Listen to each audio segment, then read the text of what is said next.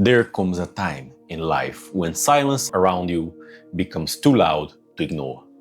The calls stop coming, the gatherings grow distance, and one day you wake up and realize you have fewer friends than you thought. For most people, this realization hurts. It feels like failure, like rejection, or proof that something has gone wrong. But the Stoics, it was something else. It was a mirror. Seneca once wrote, "He who seeks friendship for a purpose will lose it when the purpose ends." To him, loneliness wasn't a punishment, it was a diagnosis. The absence of company often reveals the kind of person we have been. If you made friends through convenience, flattery, or shared vices, they will disappear the moment virtue becomes your compass. When you start walking a higher path, don't be surprised if fewer people follow. The Stoics believe that solitude is not a curse, but a test and a teacher. Because only when you are alone, you can see yourself clearly. Friends reflect us, but they also distract us. Their expectations, their opinions, their emotions, all of them influence the image we build of ourselves. Alone, that mirror disappears, and what remains is the truth, the strength of your inner character, the clarity of your thoughts, and the peace you have, or lack, within your own company. Marcus Aurelius, who ruled the greatest empire of his time, wrote in his private journal, "Nowhere can a man find a quieter, more untroubled retreat than in his own soul." He understood something most never do, that isolation is not the absence of connection, but the opportunity to connect with what endures. The Stoic doesn't run from solitude, he cultivates it, as a farmer tends to his fields, because in silence, the weeds of the mind become visible, and only then can they be removed. The modern world fears solitude more than death. People fill their lives with noise, screens, and endless chatter to avoid confronting the emptiness they feel when they are alone. But the Stoic mind doesn't call that emptiness loneliness. It calls it space, the space where reflection grows, where truth whispers, and where virtue becomes visible again. If you can't be at peace alone, the Stoics will say you were never truly at peace among others either. Epictetus taught his students that the wise man is never alone, even when isolated, because he carries reason and the gods with him. When you close your door and make the room dark, he said, remember, never say you are alone, for you are not God. God is within, and your reason is your companion. In that sentence lies one of Stoicism's greatest insights. Solitude is not the absence of people, it is the presence of self. And when that self is cultivated with virtue, you are never abandoned. Of course, solitude also exposes pain. The Stoics didn't deny that. Seneca himself lamented that the wise long for companionship, for minds that understand and hearts that resonate. But he warned, longing is natural, dependency is not. To depend on the constant presence of others, to feel complete, is to hand over your peace to the crowd. He said, associate with those who make you better, and welcome those you can make better. Friendship, for the Stoic, is not about filling the void, it's about sharpening the soul. That's why the lack of friends doesn't always mean something's wrong with you. Sometimes it means you outgrown your old circles. You stop laughing at empty jokes, stop chasing shallow pleasures, stop living for approval, and in doing so, you've made yourself invisible to those still trapped in the game. Virtue isolates before it connects. It cuts before it heals. Seneca said, as long as you live according to your nature, you will never be lonely, for you will be with yourself and with the universe. But this doesn't mean rejecting friendship. The Stoics value it deeply, but they sought it for the right reasons. They saw friendship as a meeting of two souls pursuing the same good, not two egos seeking validation. It was an union built on character, not convenience. No one can live happily who has regard to himself alone, and who turns everything to his own advantage. You must live for your friend if you are to live for yourself. So if you lack friends, the Stoic question is not what's wrong with me, but what kind of person am I becoming? Because as you refine yourself, the nature of your connections will refine too.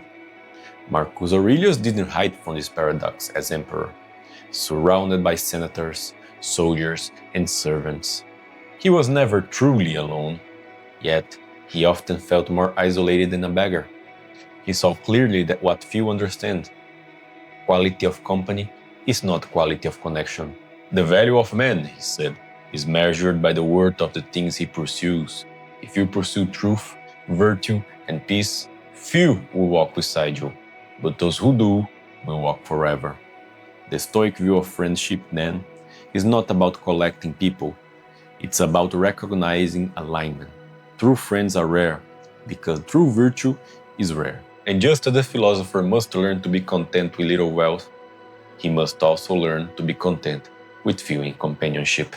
To the wise, the lack of many friends is not a tragedy, it's a filter. It leaves only what is genuine. Solitude is not the enemy, it is the proving ground of peace. It shows you whether your calm depends on company or conviction, whether your joy comes from distraction or depth. And until you can stand alone with dignity, no crowd will ever make you whole.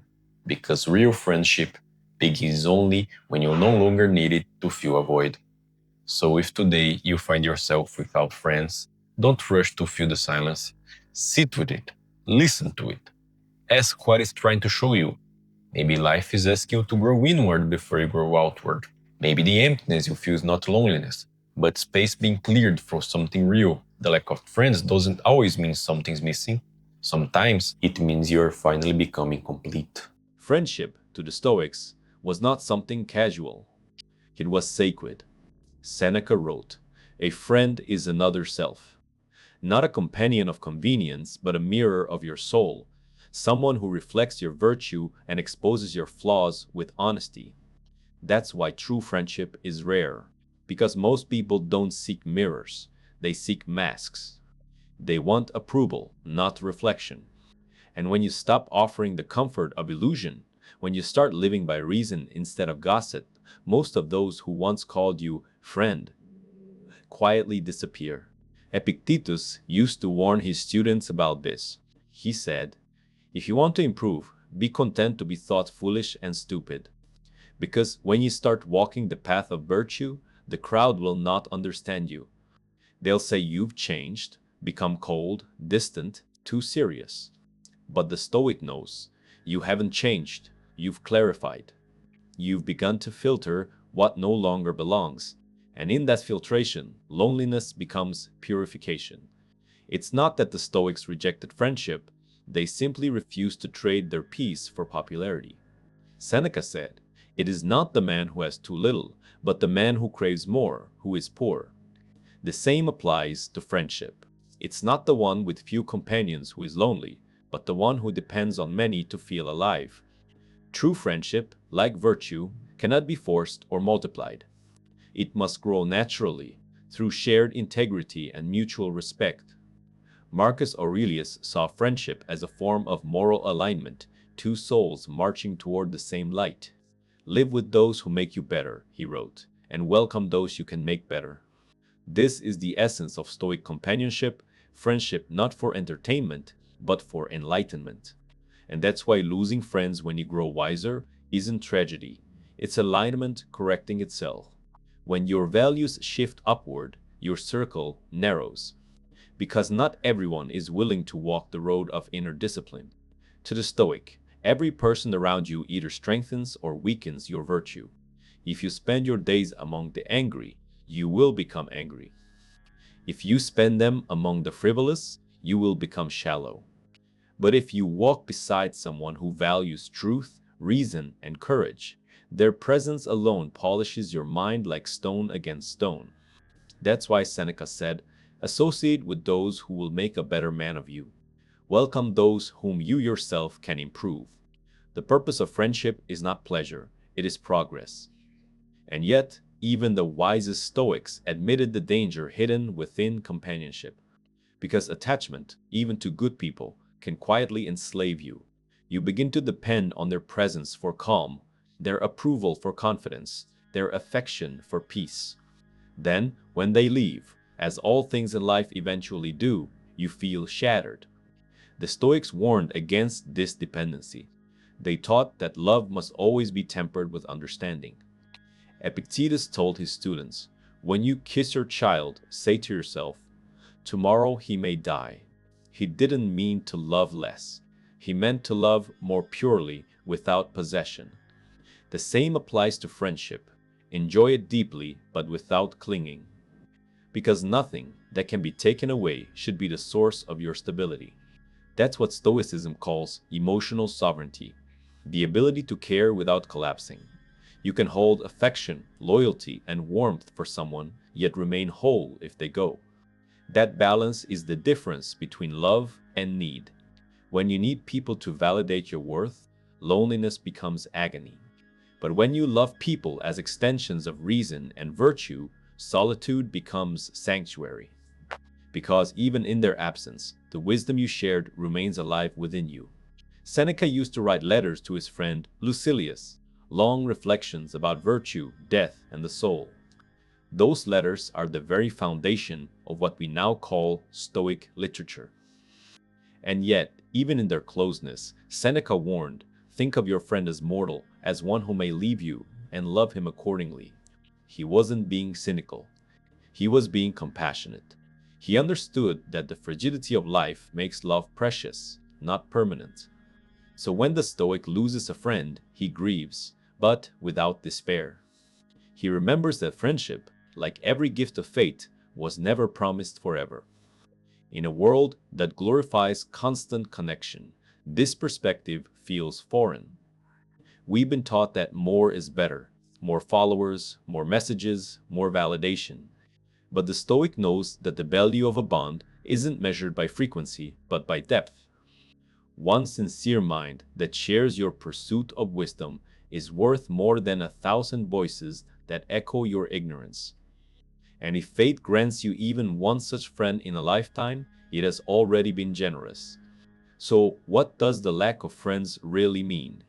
It may mean you're no longer a fit for the crowd that once surrounded you. It may mean you've stopped needing distraction. It may mean that silence has become your teacher, and virtue, your new companion. It's not a loss, it's evolution. You're not lonely, you're in transition.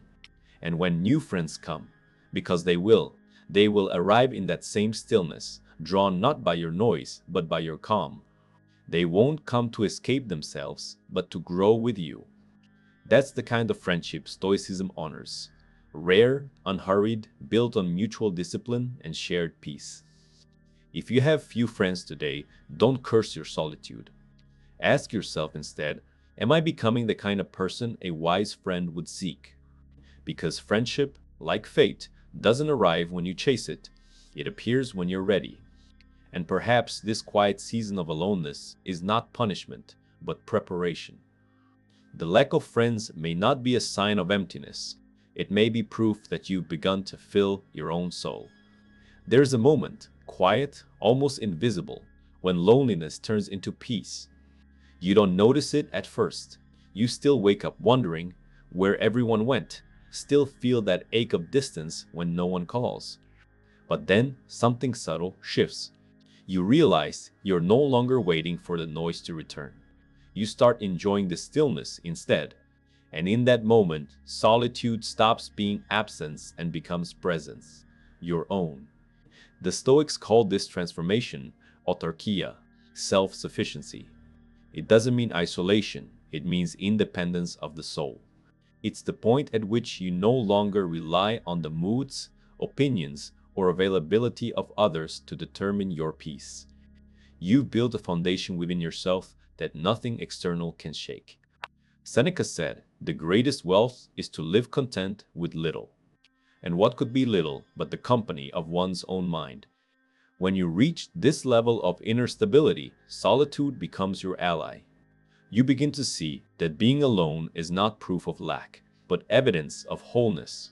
You no longer need to fill every moment with conversation because silence itself becomes dialogue, a conversation between your reason and the universe.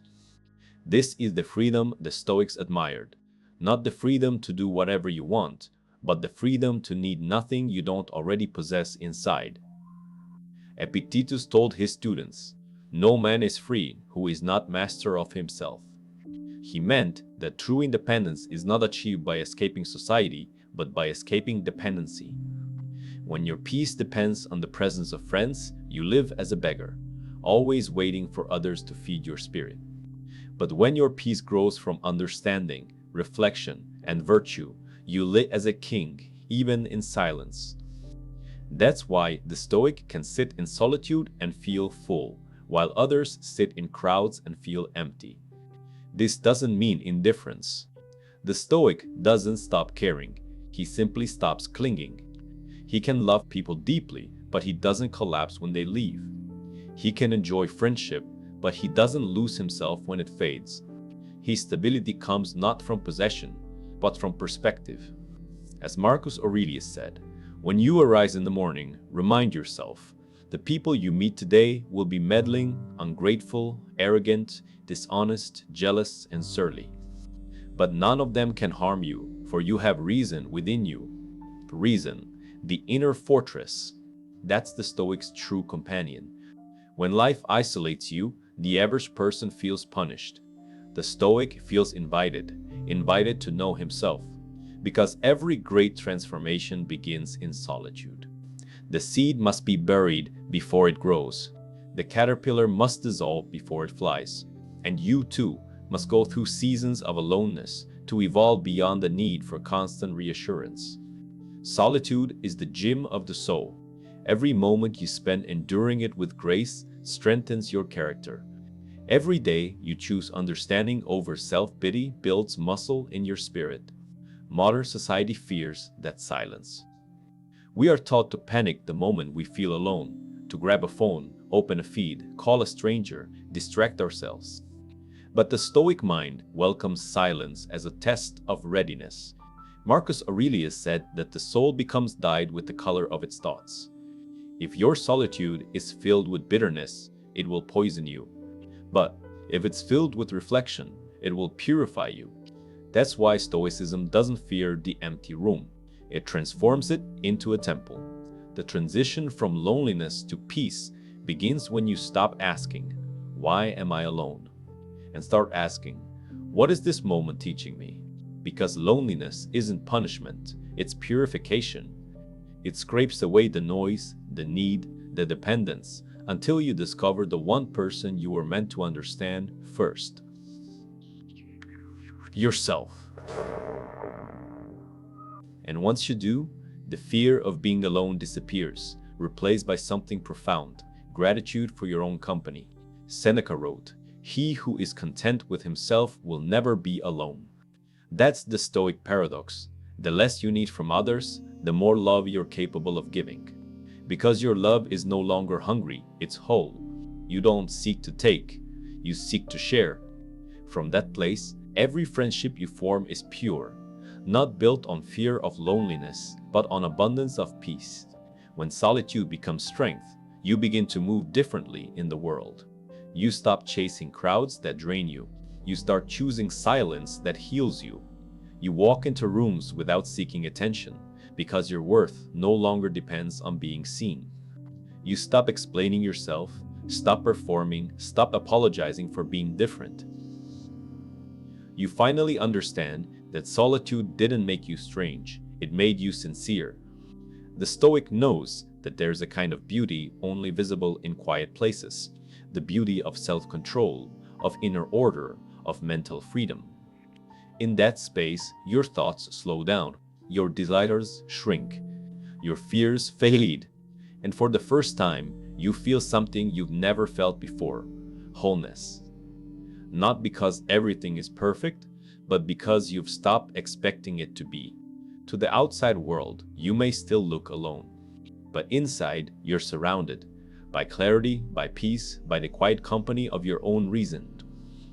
That's the moment the Stoic calls awakening, when you realize that the lack of friends doesn't mean lack of value. It means the beginning of wisdom. Because before you can stand beside others with strength, you must first learn to stand alone with grace.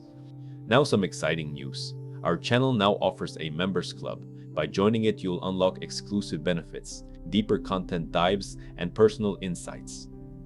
Join us on this journey and let's build a meaningful life together. And I also humbly ask you to leave a comment, as it helps my channel immensely. If you do not know what to comment, just write "better every day" so I know you reached this far. And don't forget to subscribe for more content like this. Also, I've linked some books on Stoicism that helped me become the man I am today and will also help you achieve a Stoic mindset. We live in the most connected era in human history, and yet, never have people felt more alone. Millions of faces, thousands of contacts, hundreds of conversations, and still, a hollow feeling lingers beneath it all. Because what we call connection today is often only contact, and what we call friendship is often only familiarity. The Stoics would look at our age and shake their heads. They lived in empires without electricity, communication apps, or social media. Yet they understood friendship more deeply than we do. They saw it not as entertainment, but as elevation. Not as constant chatter, but as mutual growth. Seneca said, "Before you call someone your friend, consider how they bear adversity." Because friendship, to him, was not proven in laughter, but in loyalty. Today, we measure it by attention, frequency, and emojis. We confuse visibility with intimacy and reaction with care. The modern world teaches us to collect people the way merchants collect coins. The more you have, the more valuable you feel. But the Stoics warned against this illusion. They taught that value lies not in the number of your companions, but in their nature. 1,000 followers can't give you what one virtuous friend can: truth. Seneca wrote, "When friendship is governed by utility, it will last only as long as utility lasts." He was describing our time perfectly, a time when friendships are fragile because they're transactional, when people are there for you until you no longer serve a purpose. In the ancient world, friendship was a pact of the soul. It was born of admiration, respect, and shared pursuit of reason. The Stoic didn't ask, "Do I enjoy this person?" but, "Does this person make me better?" That question alone separates the wise from the distracted, because pleasure connects easily, but virtue connects deeply, and while pleasure fades, virtue endures. The modern disease is that we seek quantity to protect us from the discomfort of silence. We panic at the idea of being alone, so we build networks instead of relationships, fragile webs of validation that fall apart the moment honesty enters the room. We talk endlessly, but we rarely listen. We seek attention, but we rarely offer understanding. We have forgotten how to sit in the company of a single mind without needing noise to fill the air. Marcus Aurelius would have called this tragedy the corruption of attention. He wrote, "The things you think about determine the quality of your mind. Your soul takes on the color of your thoughts. If your mind is filled with noise, comparison, and constant reaction, how could peace ever find you? How could real friendship survive when both people are too distracted to know themselves?" The Stoics believed that friendship begins only when two people have mastered solitude. Because until you can face yourself, you will only use others to escape yourself. You won't love them. You'll lean on them. You won't admire them. You'll compare yourself to them. True connection can only exist between whole individuals. Two incomplete souls cannot complete each other. They will only collide and drain one another. That's why the Stoic rarely had many friends, but the ones he did have were like pillars of reason. Epictetus said, "Seek not that things should happen as you wish, but wish them to happen as they do, and you will have peace." This applied to people too. The Stoic didn't try to change others or demand they stay. He accepted their presence as a gift and their departure as part of nature's rhythm. Friendship, like all things, was transient and therefore sacred. Compare that to how we live today. We treat people as extensions of our ego. demanding constant reassurance, attention, and performance. When they stop entertaining us, we scroll away. When they disagree, we block them. When they disappoint us, we replace them instantly, like objects. And then we wonder why no bond feels real. Because what begins in convenience cannot survive discomfort, and what depends on constant affirmation will die in silence. The Stoic alternative is not to abandon friendship, but to rebuild it from virtue upward. It means choosing depth over distraction.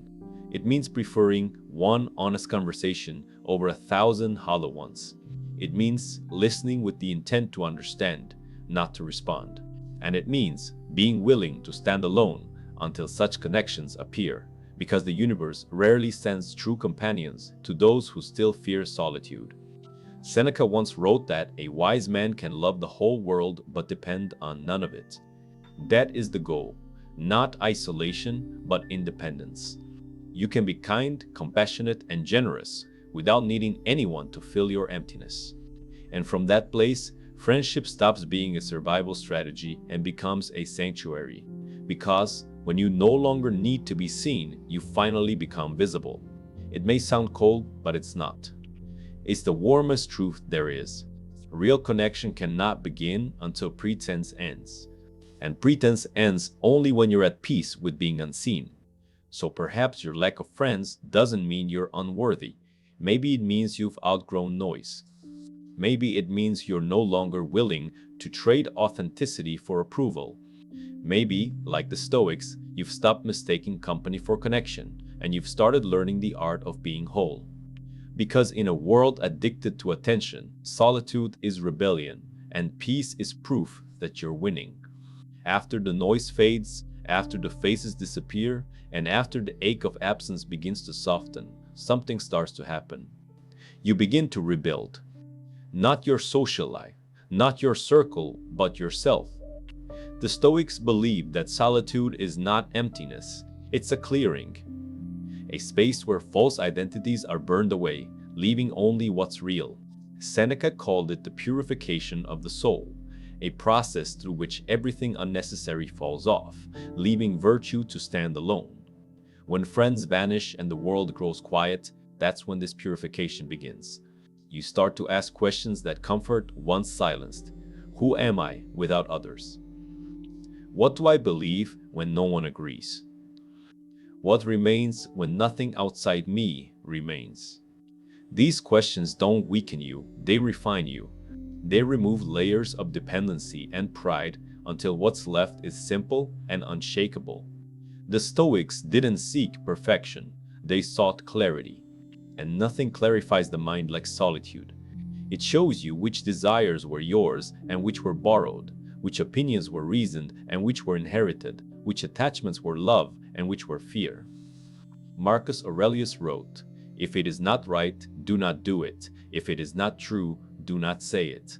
That kind of discipline is born in silence, in the space where you no longer perform for others. When no one is watching, you see who you really are.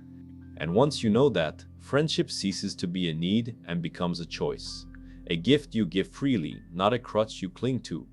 Epictetus taught that self-mastery is the root of freedom. He said, "No man is free who is not master of himself." When you learn to sit calmly in your own presence, to guide your own thoughts, and to find contentment without distraction, you achieve something few ever do: sovereignty over the mind.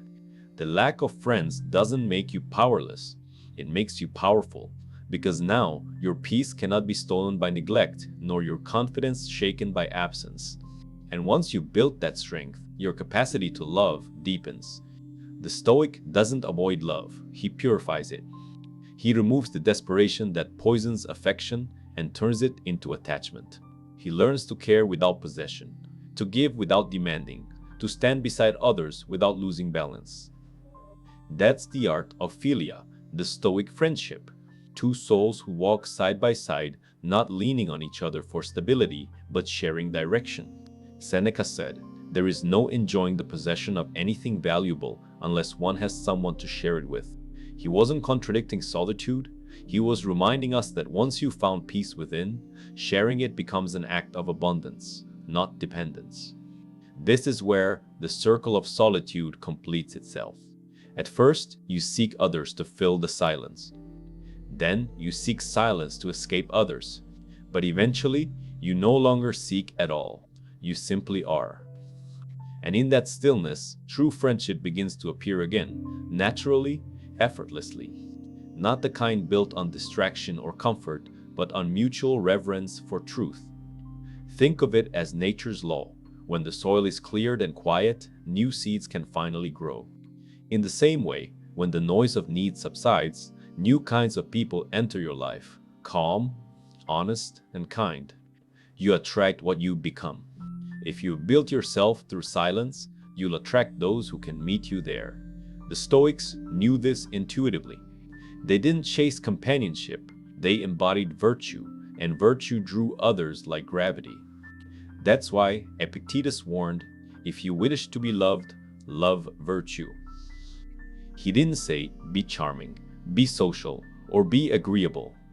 He said, be virtuous. Because character, not charisma, is what binds souls together. The wise man doesn't gather many friends. He gathers meaningful ones, the kind who understand that truth matters more than comfort, that honesty is love's highest form. But this transformation doesn't happen instantly. You must walk through the emptiness first, through the nights when silence feels heavy, through the days when you question your worth. This is the crucible. And like all crucibles, it burns before it purifies. The Stoics didn't sugarcoat this. They called it the discipline of endurance. Marcus Aurelius wrote, "What stands in the way becomes the way." Your loneliness, then, is not the obstacle, it's the path. Walk it with courage, because what waits on the other side of solitude is something greater than company. It's clarity. You'll no longer confuse affection with dependence, kindness with approval, attention with love. You'll love people not because you need them, but because you choose them. And that's a freedom the crowd can never give you. The world tells you that your worth is measured by who stands beside you. The Stoics tell you that your worth is measured by how you stand when no one does. Because only a person who has learned to walk alone can walk with others without fear. Only someone who has conquered solitude can experience true companionship, not the friendship of comfort, but the friendship of strength. So if life has placed you in a season of few friends, take heart. You are not being punished, you are being prepared. The silence around you is not empty, it's sacred space. A workshop where the soul is shaped quietly into something unbreakable, gentle, and wise. In time, you will look back and understand what the Stoics already knew. The lack of friends was never the loss you thought it was. It was the beginning of your becoming. There comes a point when you stop counting who left and who stayed. You stop measuring your worth by echoes of attention. You no longer feel bitterness toward those who vanished, nor longing for those who never truly saw you. Instead, you feel something else. Peace. The kind of peace that doesn't come from company, but from clarity. The Stoics called this peace, ataraxia, the calm that comes when the soul no longer struggles against life. When you realize that everything, even solitude, serves a purpose. The lack of friends, the seasons of silence, the moments of invisibility. None of them were mistakes. They were medicine. Each one was designed to lead you inward, to make you discover that you were never incomplete, only distracted. Seneca wrote, "The wise man is content with himself, not because he wishes for nothing, but because he knows what he can wish for." That line carries a quiet truth. Wisdom doesn't eliminate desire, it refines it. You no longer crave crowds. You crave meaning. You no longer chase validation. You chase virtue. And you realize that friendship, like everything in life, cannot be forced. It appears naturally when your soul vibrates at the frequency of truth. That's why Marcus Aurelius said, The soul becomes dyed with the color of its thoughts. If your thoughts are shallow, you will attract the shallow. If your thoughts are virtuous, you will attract the virtuous. And if your thoughts are peaceful, solitude itself becomes your friend. Because the world begins to mirror what you have cultivated within. This is the quiet freedom the Stoics sought, to walk through the world self-contained, open-hearted, and unafraid, to love deeply yet never depend, to give generously yet never beg, to stand alone yet never feel lonely. That's not detachment, it's wholeness. It's the realization that you are part of a vast and intelligent universe where nothing that happens, not even absence, is without meaning. Epictetus once told his students, "When you want something, remind yourself that nothing external is truly yours." He wasn't teaching coldness, he was teaching liberation. Because once you stop demanding that others stay, you allow them to return freely. Once you stop expecting from the world, you can finally receive from it. Once you stop clinging to friendship as proof of worth, you become worthy of friendship itself. You don't have to chase connection. You simply have to live with integrity, and the right souls will find you by the light you carry. Look at nature. It is never in a hurry to gather. The tree stands alone, and yet birds rest upon its branches. The mountain rises solitary, and yet it commands the sky. The ocean never seeks company, and yet it touches every shore. In the same way, the Stoic stands still, centered within himself, and through that stillness, he becomes connected to everything. That's what Marcus Aurelius meant by sympathia, the sense that all beings are interwoven. You are not separate from the world. You are the world, concentrated into one small body, one mind, one soul.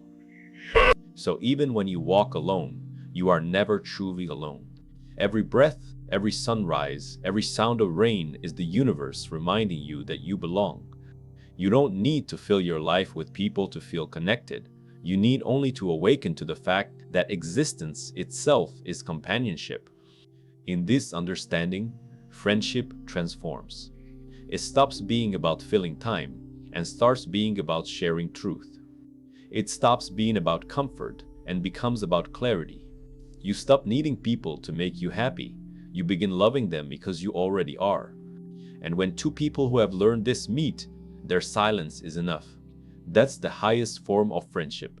Presence without pressure, affection without demand.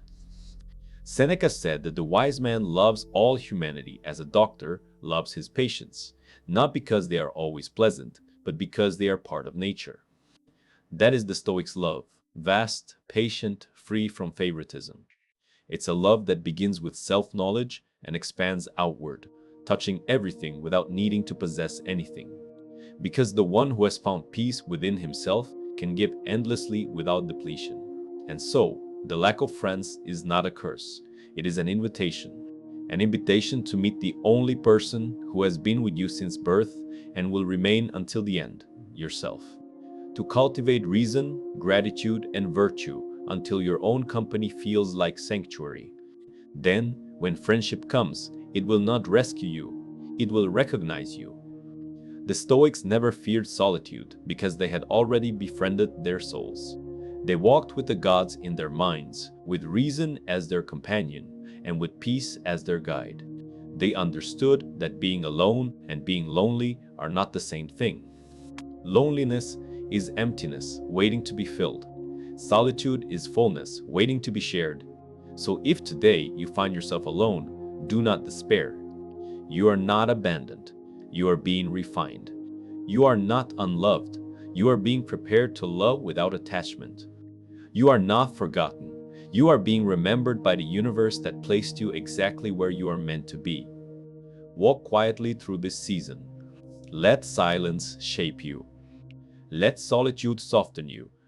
Let time reveal that the lack of friends was never lack at all. It was the beginning of freedom. And when the world grows still around you, smile. Because the Stoics would tell you, you are never truly alone. You are simply standing closer to the truth. Now, if any part of this message has been helpful to you, Leave us your like and comment, helping the algorithm recommend it to someone who needs it at this time. Don't forget to subscribe so you don't miss new videos. And if you look through the videos we've already uploaded, you're sure to find something to take with you. Have a good day.